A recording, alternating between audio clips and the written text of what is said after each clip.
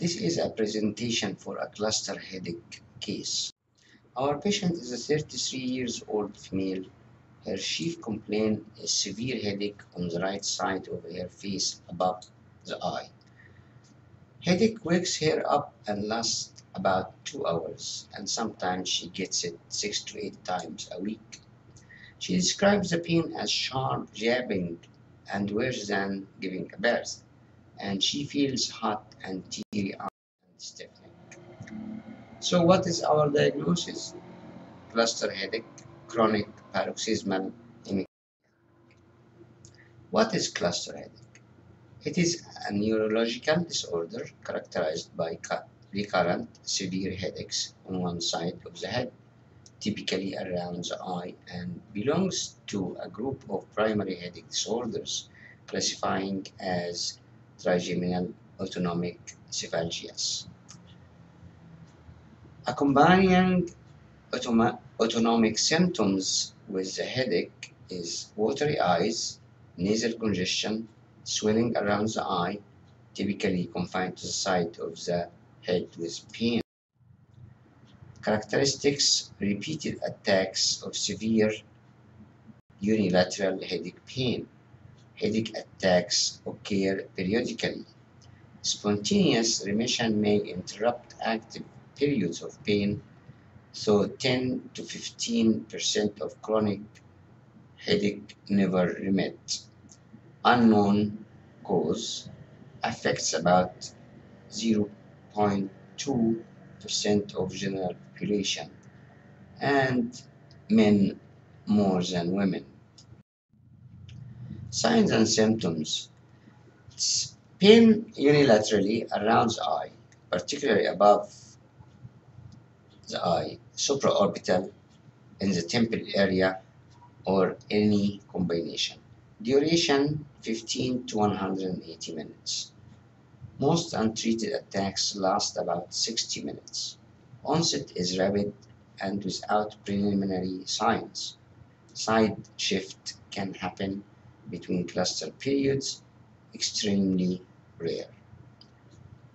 A companion autonomic symptoms include drooping eyelid, pupil constriction, redness of the conjunctiva, tearing, runny nose, swelling or sweating, restlessness, photosensitivity, confusion and agitation, depression and anxiety.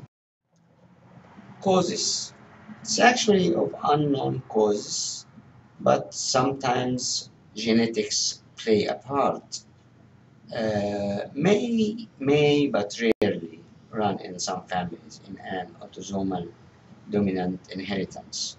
Smoking: it's about 65% of persons with cluster headache are or have been tobacco users. Hypothalamus is one theory is that the cause is dysfunction of the hypothalamus, which may explain why cluster headaches frequently strike around the same time each day and during a particular season.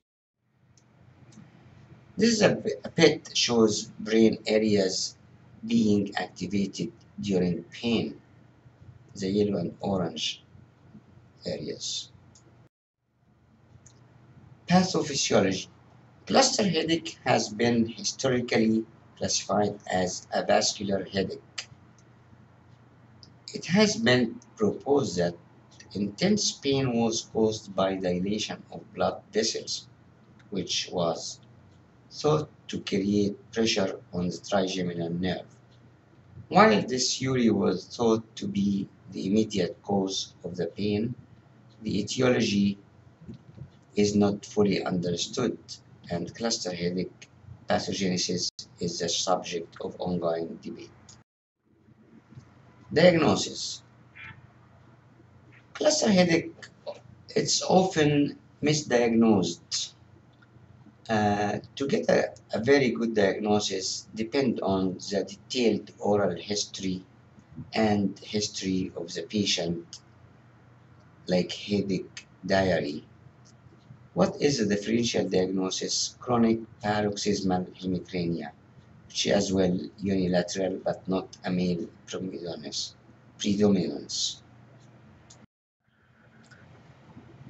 Treatment and prevention. Treatment, first line of treatment, verapamil. The recommended first line preventive therapy is verapamil. It's a calcium channel blocker. It has been used in the treatment of hypertension, angina pectoris, cardiac arrhythmia, and most recently for cluster headache. Also has been as a vasodilator during cryopreservation of blood vessels. It has many side effects such as flushing, dizziness, increased urination, swelling, nausea, fatigue, and constipation. As well, the second line is steroids, but there is little evidence to support a long-term benefit from steroids. It's always used for about 3 days until the other treatment kicks in. Prevention surgery is one solution, and it is about how to stimulate a nerve in the small number of people who don't improve with medication. Two procedures, deep brain stimulation or occipital nerve stimulation, may be useful. Early experience shows a benefit in about 60% of cases. It typically takes weeks or months for this benefit to appear. A non-invasive method using transcutaneous electrical nerve stimulation, which is TENS, is being studied. Number of surgical procedures such as rhizotomy or microvascular decompression may also be considered, but evidence to support them is limited, and there are cases of people ending up worse. Others like lithium, misergide, and topiramate are recommended alternative treatments, although there is little evidence supporting the use of topiramate or misergide. This is also true for melatonin and ergotamine. Valproate, somatriptan, and oxygen are not recommended as preventive measures. Botox injection have shown limited access. Management. Oxygen therapy may help people with cluster headache, but it does not help prevent future episodes.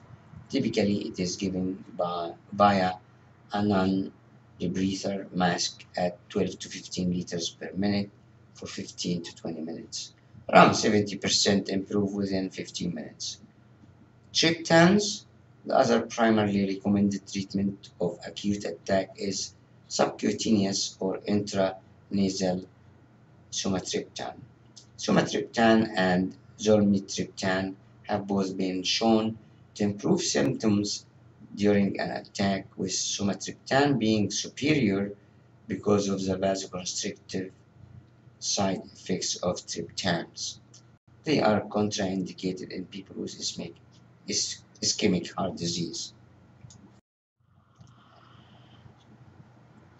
Opioids, not recommended. They may make headache symptoms worse. Long-term opioid use is associated with well-known dependency, addiction, and withdrawal syndromes. Prescription of opioid medication may additionally lead to a delay in diagnosis, undertreatment, and mismanagement. Others, as vasoconstrictor ergot compounds, may be useful. What happened to patient? Well studied. We give the patient tax. Verapamil, 240 milligrams daily, administered subcutaneously, has been demonstrated to be more effective in treating. This is the end. Thank you.